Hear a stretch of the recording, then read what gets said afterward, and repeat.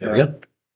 Is that recording? We are recording. We're live, America. We're live. The Riddell one hopefully will be here later. Maddie is home, but she's heading home back to school tomorrow, spring break, so we wish her well. Glad she got home for a week and then spend some time with her.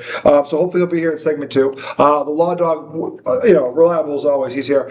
Saturday, slug him down, sip him slow. We're sipping him slow. Yep. I gotta change this up. I gotta do something tonight. The gummies have been popped, so when we go off the rails, you will know. It takes a while to kick in. I gotta tell you, I had a good conversation today with my buddy who played at Syracuse. Oh, nice. He was in my wedding. He's 6'10". Played for Boeheim. Played for Boeheim. They get along now, but you will meet him one day and you will laugh at the stories he will tell you. Oh, I'm sure. But I had a good conversation with him today about because he's big into the edibles, the gummies, and everything. Oh yeah. He had this incredible conversation with AI about gummies. And I can only imagine. Because he has his whole health plan on this, so the AI was recommending which gummies to take and what mLs to take and what's the best day, all this stuff based on his health.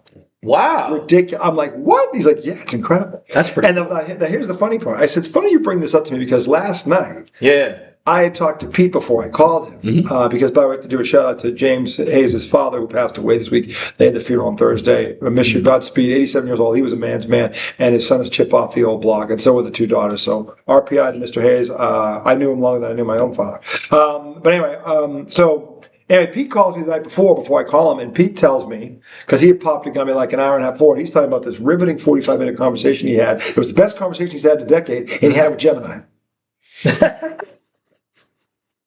I said, you had a 45-minute conversation with a what? Gemini? With basically AI. An AI. An AI. Yeah. And they talked about all the world's problems and all this. And they're very agreeable. And Jimmy's laughing, going, yes, they're very encouraging. They're very positive, positive reinforcement. Yeah, they are. They're always agreeing with you. Yeah, that's funny. So they both love this. I'm like, look at he goes, use AI. I'm like, as rarely as possible. And that is too funny. It's just, so the two of them did this back to back. Jimmy does it, I guess, every week. So anyway, shout out to him. Obviously, his Orangemen are not involved anymore because Boeheim's gone and with it went the recruiting. Because that was the one thing he was good at, was brand and talent. Anyway, this is IDD segment 1. Obviously, the Madison March has arrived. Bubbles are bursting. Yeah. 1 seeds are hanging in the balance. Did St. John's end up beating UConn? I didn't see. Because Florida got real. I'll tell you what, Vanderbilt bitch slapped the Gators. The Gators were, I thought, the hottest team in the country this side of Duke. And Duke is missing 2 starters. By the way, they're up 2 at the half. That's a Donny. We'll keep you posted. I don't expect Duke to win this game because they're missing 2 stars and Virginia's just bigger.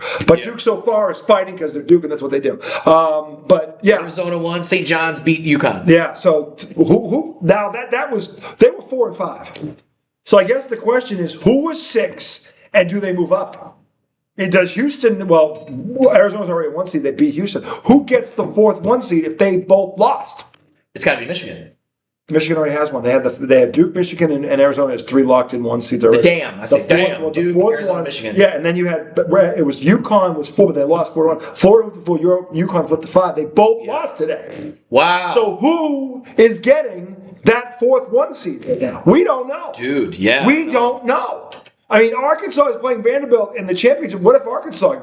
Who's getting this? No, they're not going to give it to Arkansas. Well, if they win the SEC championship game, it's possible. It's possible. Sure, they got a record. They're ranked in the top 20.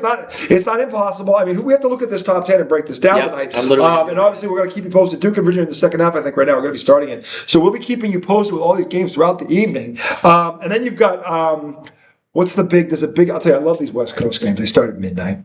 Like the Y Rainbow Warriors. I was watching them last night. Houston lost or they won? Houston lost to Arizona. Right. Yeah. So they lost. God. Yeah, all 3 of them lost. So does ISU, but they lost too. No. Michigan State, they lost too. The UVA is going to get it. If UVA beats Duke, they'll be 28-4. If UVA beats Duke, do they get a 1 seed? They've only got 4 losses. Yeah, 2 of them at Duke. Right. And they're playing Duke right now. And it's hard to beat a team 3 times. But there's the old adage, right? But Duke is missing 2 stars. That's true. They beat them. But Duke's already going to get one. Would they give Duke and Virginia? But does Duke, here's the problem, and this is what I'm getting mad at, is because they're saying Duke is right now the overall 1 seed, they beat Michigan head to head. If Duke loses this game, and it would be because they're missing 2 starters, does Duke lose that overall 1 seed because of injury? No, I don't think so. That's not what they're saying. Maybe. Are they saying they'll be a 2? They'll be a 1, but not an overall 1. Like, they'll still be a 1. But they said Michigan, I'm like, how does Michigan get the overall seed over Duke if they lost to Duke head to head? On a neutral site. Right. That doesn't make any sense to me. Doesn't make any sense to me. And Duke is only losing because they're missing 2 starters. How do you penalize a team for this? I don't get. They did this to Florida State a couple years ago in football, and it pissed me off. And that's why half the guys didn't play in the bowl. Oh, they're blowing. Yeah, because half the stars didn't show up. They're like, fuck you. So Duke just has to win this game. Yeah, they're going to be the overall. But they're trying to beat. They're trying to beat that team. Yeah. Without 2 starters, and they've already beaten them twice. And it's good to your point, as I've said, it's hard to beat a good team 3 times in the season. Man, yeah. And now they're going to try and do it without 2 starters. That's not fair. Yeah, that's not fair. That's tough, man. That's not fair. And the fact that Duke is winning at the half to me is a miracle, given that they're so short-handed. But like I said, we're going to keep you posted on all this stuff throughout the year. And also, you've got the other games, late-night games going on. You've got, for the WAC final, WAC tournament, California Baptist, Utah Valley. That's at 11:59 America. And that's for an automatic bid. Earlier today, Purdue took out UCLA. UCLA's going to get in the dance, though. UCLA's definitely. Listen, I will tell you this. I told you that conference was deep. Watching that game last night. I told you they're good. Watching the game last night, they decided to actually play basketball and defense. Yeah. And they got talent. One thing about Michigan State that I can tell you right now is that they have one guy that can get a bucket. Yep. One guy, and that's Jeremy Pierce. Yep. Right? And you had Oguwuchukwu. He got injured. That was the backup point guard. Yep. You had Caleb Glenn, was a transfer portal guy. Yep. He was going to be your original backup point. Oguwuchukwu wouldn't have been even starting. Right? He would have been third. Both those guys are injured. Mm-hmm. So when he goes out, Wojcik comes in, and the offense is dead. It's dead. There's nothing there. There's nobody else that can create their own shot. No. They are a lot of shooters, though. A lot of shooters. A lot of guys. They don't have another guy that one-on-one can just to get out of the way. Unless you post up. Cooper is inconsistent. And you know, I love Coop. You know, whatever. He's a good player. He's like your standard Paul Davis, like Michigan State white center that's like fundamentally sound, right? But I'm not wrong. Like, no, you're not. And then you've got Cohen Carr, but a lot of times I haven't seen him create his own shot. He's better in transition. He's good. He's good on the wing, and he can post, but he's not a guy that's going to take you off the draw. I just don't see it. You know? And you think, gosh, with all that leaping ability, he could probably just dunk on you. Probably. But so when I watched UCLA last night, I'm like, here was the difference. When you look at the box score, it's very rare if I told you, okay, my team won the defense. They won the rebounding battle. They won the possession battle. Yeah. And they won the turnover battle. And they lost by 4. UCLA, man, they hit some really big threes, really big shots. Who's the dude who looked kind of stocky with the very long shorts, who made 2 big ones from the corner? Was it Dominic? I don't know. He looks like one of those kids you see on the playground that can play. He's just a wasn't ball. Booker. Since we got rid of Booker, he was nothing. I mean, nothing about him stands out, but then all of a sudden he just starts making shots. Yeah. And he's not, like I said, he's not physically imposing. They play aggressive. He almost looks out of shape. Man to man. They're right up on you. You know what I mean? So I was very impressed with UCLA last night, and I thought Michigan beat them the first time they played them, but it was a game. Yeah, but I was like, man, I would like to see them play Michigan. But then they went to Purdue today and played Purdue today, and Purdue got them. I think Purdue is overrated. They are. That's why I'm shocked. Overrated. I'm shocked they got this far. Yeah. I can't believe it. I'm like, and I know they were preseason number 1, but I felt like they have been. If it wasn't for the conference they were in, they'd have been out of the top 25 a while ago. Yeah, I agree. You know, we had no problem with Purdue. But here they are. Yep. Here they are. And I'll tell you, what if they beat Michigan tomorrow? That would be awesome. Do they get the 4th 1 seed? Because to your point, they were preseason number 1. They were number 1 for a while. Then they didn't fall below 5 for a bit. They fell into the teams, got back in the top 10. Would they give it to Michigan and Purdue 1 seeds? I don't know, because everybody on that list lost.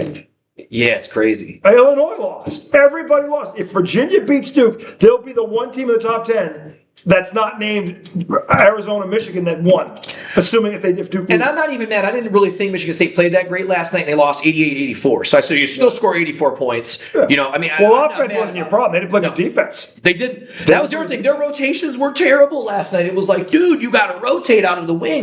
They ran the same play like 20 times because it kept working. You know, but they made 13 threes. Michigan State made 10. Michigan State had a few more free throws. Yep. But they were going and earning them. Yeah. I didn't care for Mick Cronin's. You know, sometimes he gets a little carried away with his comments at halftime. He's like, well, I don't know, it's 8 on 5, and you know, I'm not a Hall of Famer, so I'm not getting the calls. And I was thinking to myself, that's what he said. Yeah, you could rewind it. I looked at like my wife and go, what is he talking about? They're up by 11 and a half, and you're bitching about the refs. Like, come on. That's not good. But I'm good. Like, as you're up 11 points. I feel like at this point, MSU can get to a Sweet 16, but it really is going to depend on their draw. When you can't get a bucket, that's not Elite 8 Final Four caliber. You got to have at least 2 guys in your squad that can get a bucket whenever you need it. Yeah, I like Fears is definitely it. He's a 90% free throw shooter, but he can't play the whole game. Yeah. It's just impossible. So no, you have to have and again, this is where Trey Ford had a nice game too. And I don't know why. And maybe it's because this was an old school coach and he doesn't get enough of these guys for whatever reason. They don't want to play for a guy like that, which is stupid because he can teach you everything. Oh yeah. But I mean, a lot of guys are just afraid to be coached. Jackson Culler's the other guy. Yeah, a lot of guys are afraid to be coached. Yeah, he's inconsistent from the outside. But I like Jackson Culler. He's tough. Yeah. Again, I still think Michigan's probably the best team in the Big Ten. I mean, when I watch them, they are, and they're without LJ Scott. I'll tell you what, Wisconsin gave them everything today, and they did. At the end of the day, that kid who actually he had a bad game for him, but he hit the big shot. He hit the big shot. He's the one we all make fun of because he's like 24. Yeah, whatever he is. Yeah, but he can play. But he can ball. He can ball. And he hit the game winner that won it. And this is a hodgepodge team too. This is actually a very Rick Pitino type team because you got Cadeau. He's from North Carolina. They kind of pushed him out, right? And then you've got Ade Mara, who is from UCLA, right? So you've got these guys that had been playing other places, but weren't getting playing time. You know, and so they said, well, we'll take you. They paid top dollar for Luxembourg, though. You know what I mean? So no, and he has been that dude. So and Perez Johnson Jr. He came from Illinois. Okay. He wasn't getting a lot of playing time. So now you have 4 guys that kind of inserted into Michigan guys. Cheddar can play. They've got guys that are they're big and physical. Yeah, they're big, physical. Yeah. Oh, and by the way, Mr. Basketball from Michigan last year, the kid that played at St. Mary's won a state title, Trey McKinney, is playing I remember watching him play and going, because he was committed to Duke, and then he decommitted and went to Michigan at the last minute. Yeah. And I remember thinking to myself, Trey McKinney's good, but is Duke good? No. Let me tell you, that dude did something in the offseason. His game is nice. He is, for a freshman, he can shoot. I mean, look, when you get into one of these power conferences and you start playing, you're once they get you, when you're there, they start taking. I don't want Michigan to lose until the tournament. I want them to come in. Well, they're going to play Purdue tomorrow. They're going to play Purdue tomorrow. They're going to beat Purdue. Yeah, I think they're going to beat Purdue. I got a lot of people texting me going, Purdue's going to get them, and I'm I don't think so. No, Purdue's not. No. It's a bad matchup. It is. It's a bad matchup. I saw Michigan go into Purdue and smack them around.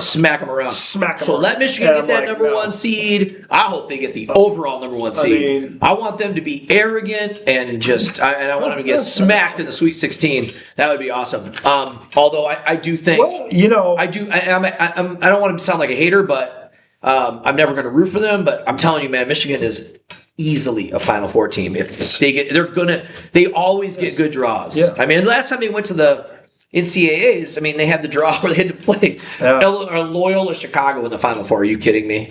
They had everything break their way. And then that's why it was a joy to watch them get smacked around in the final by Villanova, because they finally had a good team to play. Because they kept getting the 12 seeds they were playing because the upsets were happening, and so it just broke. There have been a few. I mean, the darling. I hate that ending. Old Miss. If you haven't been paying attention, Old Miss gets all the way. They were 13-18. They were 4-11 in the SEC. Jeez. They go all. This is how deep this fucking conference is. Yeah. This team was the 15th seed. Yeah. So they play every day. They won 4 games in a row. And look at what they went through. And then they finally, Arkansas got them probably because they ran out of gas. But it was 93-90. They barely beat them away. In fact, they went into overtime. How'd Auburn do? They lost yesterday. Oh, they lost yesterday. They got that far. Okay. Lost Ole Miss. Yeah. It was 2 days ago. I forget. They lost early.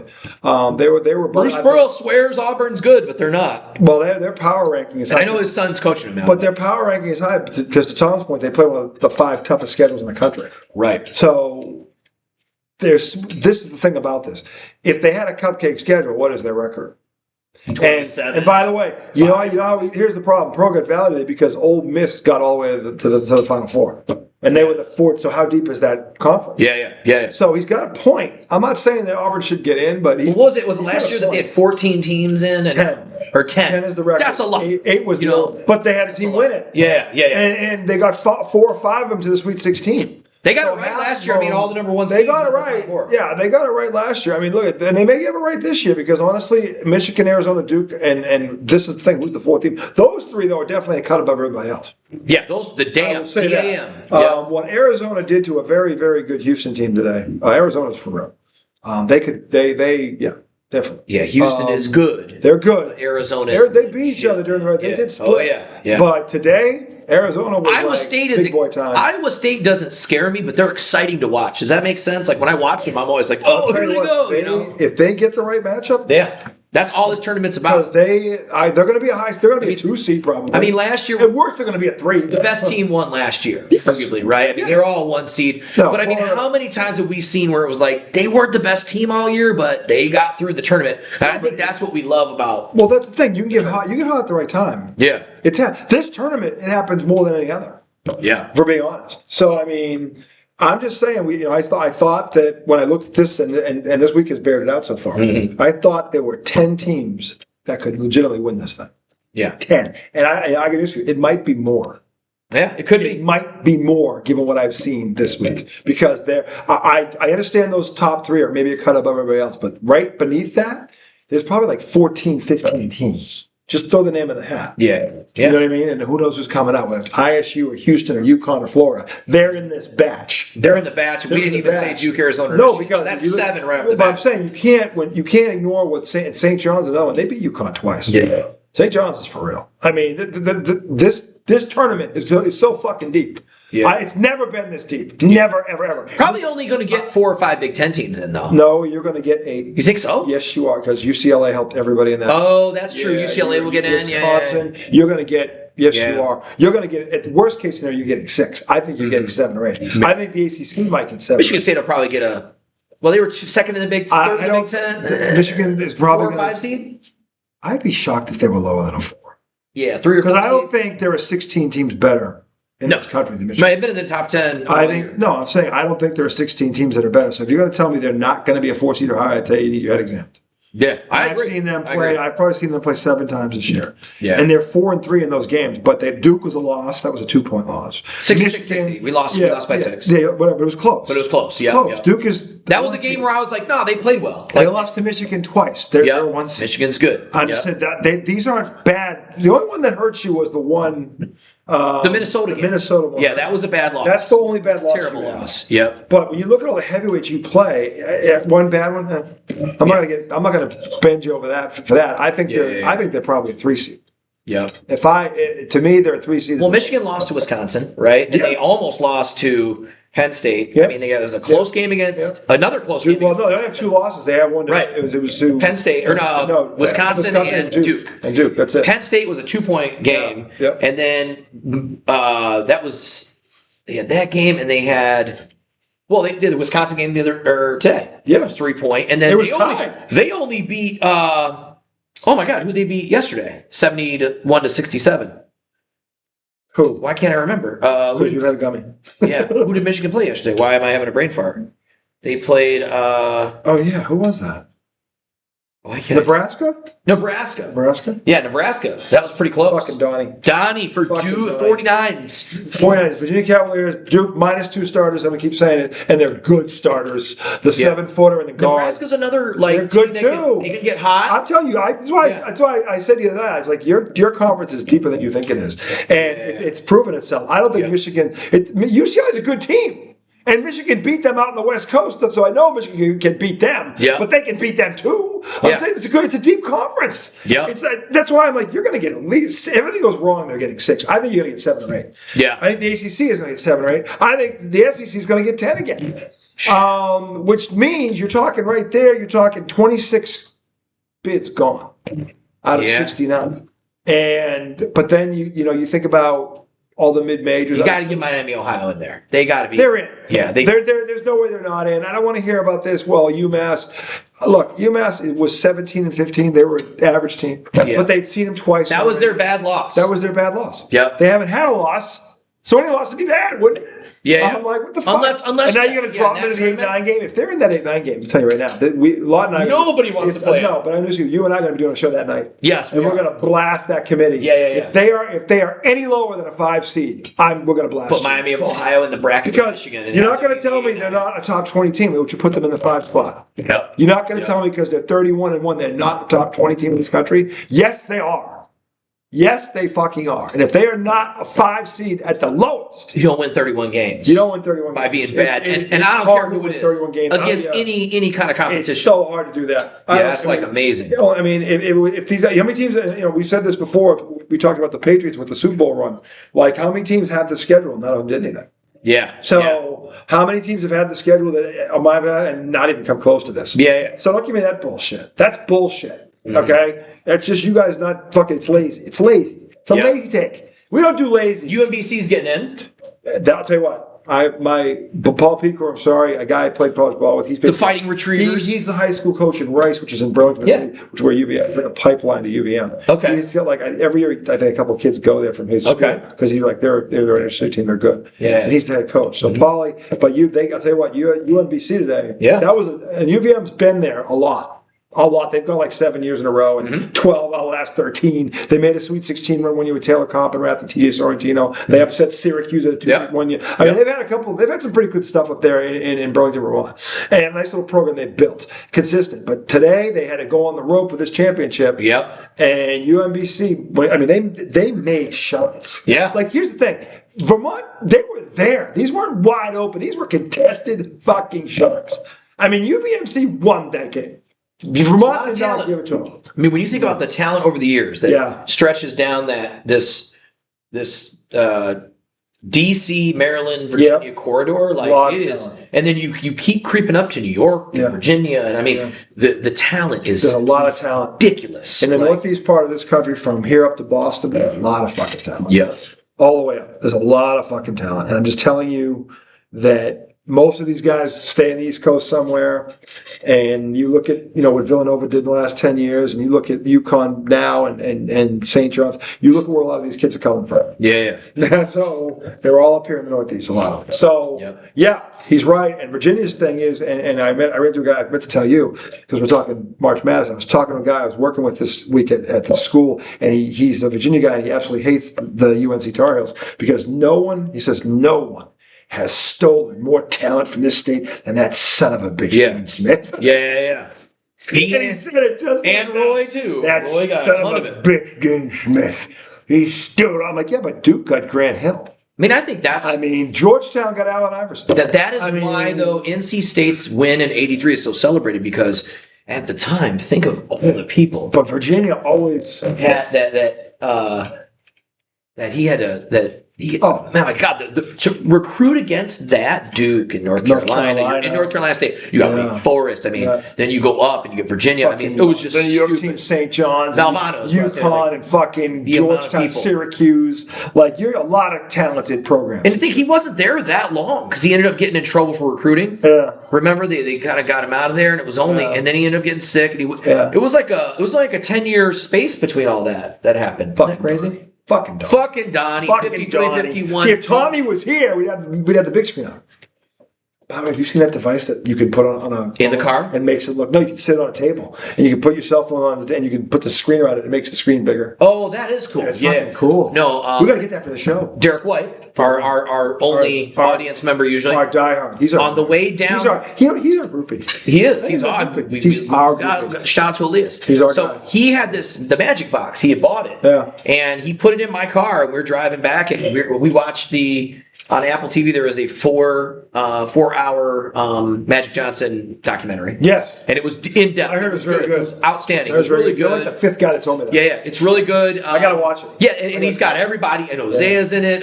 Larry's in it. Yeah. And they're all, and it's pretty current, within the last couple years. Yeah. But we watched it. So we're watching it, streaming it on a phone through a box. And then it pops up on the screen. It's amazing. I was like, the fact that we can do some of this shit is just incredible to me. And I know that we've had the ability to I've always say for my kids, dude, you'll never know the pain of driving down the road and you're CD skipping. You'll never know that pain. They don't know what it is. You or having to make the CD with all your favorite songs at their effing fingertips now. Download those of you Bluetooth are real fans. You know the glue. You guys, you know, all two of you. Listen, the point is, you guys know what that's like because you're our age. You've been through it. There's you know exactly old school stuff, man. Listen, we got some old school fans here, and I know that you know that we know that you know that you know that we know. I remember I had a tape deck in my Cutlass in high school. Cutlass. Remember the Cutlass Supreme, right? I had a tape deck and I had a Discman. Dude, you had the Cutlass Supreme? I did, man. I had the Monte Carlo. Oh, we had the same body style. And then before that, I had a Grand Prix. This was This is old school. Where you had the big, This was meant to. I had the velour, the Brome. So but my dad got it out of like an auction because he used to sell cars. Yeah. And we got it for like $500, and it was like. Damn. But now it had a lot of problems. I remember thinking to myself, I drove it 3 years. I finally got it running right and then traded it in. But anyway, I had this tape that had a wire on it. Do you remember this? Yeah. And then it's silver things, and you put it in, and you could plug it into the Discman, and it would transfer the sound through your tape deck. Yeah. So I remember that. The gadgets have always been there to convert shit. Like that's always been there, but the stuff that we can do now. It's just amazing. Yeah, the cars driving themselves. That's just if I could take and I like my car. I call it my son gave it the name the Cool Whip, but it's a Chevy Equinox XLT. But it looks like it could be a submarine or a spaceship. And if I were to take that car and drop it in 1985, you know how many I get pulled over. Like, why, you can't put this thing on this road. This thing flies, doesn't it? Yeah. Or it should be underwater. It looks like a spaceship. It's crazy. It's crazy. It's got a screen on it with just the map of where you are. I'm excited for my next car that I get because my car has been paid off a year, the Durango. It's 18 and plug in back. I mean, I got all these little gadgets. Like I could live in my car, right? Not that I ever want to, but I'm saying I could. And knowing like all the stuff that it has that I love, I'm thinking to myself, what in the hell is the next car going to have? Some of these cars I get for rental cars, they're like the whole screen is weird, and you're like, I don't even know. And all of a sudden you push I don't even know how to turn the radio. The whole fucking lights up. Thing lights up all sweet. It's like, am I in a spaceship? What the fuck is this? It's crazy. I will say the electric cars are like I drove a Genesis down in Alabama when I had to go to a conference. Genesis? They like, well, we have a Genesis for you if that's cool. And I'm like, those are nice. It's electric? They're like, yeah. I'm like, okay, cool. Dude, those are nice. Real fast, but I'm not used to driving a car that doesn't make any noise. Yeah. So when you don't hear the vroom, it's like driving a golf cart. Like it's like a fast fucking golf cart. Hey, we love our golf cart. I do. We love our golf cart. Do you have one? No, but when we go to Myrtle Beach, you're retiring down there with us, pal. You come. Yeah. Oh, yeah. No, Surfside. We're all returning there. We're going to have our own golf carts. Yep, we'll just be out there shooting baskets all day. Then we have the pimped out one with the sound system in the back, and we go around. Yeah, and rims. Get all our happy stuff for. Yeah. That one, yeah. That one. RJ, they're like 80. They're crazy. No, they're living. L-I-V-I-N. Yeah. Anyway, we're going to take a break, come back, segment 2. Good stories on some things. He has some good stuff to talk about. We're talking about NBA. Jason Tatum returns tonight to the lineup. We'll tell you what happened there. Got to talk about the Lake Show and Detroit East. This is all heating up. We'll talk about that. Segment 2 coming right. Don't you go nowhere. Don't go nowhere. Oh, I got to turn it up. This is usually Tom.